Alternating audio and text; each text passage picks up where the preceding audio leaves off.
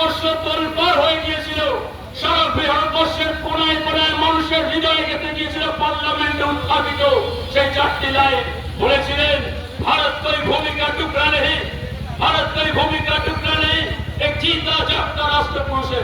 ये बंधन की धरती है, ये अभिनंदन की धरती है, तर्पण की भूमि है, अर्पण की भूमि है। इसकी नदी नदी हमारे लिए गंगा है, इसकी कंकर कंकर हमारे लिए शंकर है। हम जिएंगे तो भारत के लिए, मरेंगे तो भारत के लिए, और मरने के बाद में गंगा जल में बैठे हुए हमारे को कोई कान लगाकर सुनेगा तो एक ही आवाज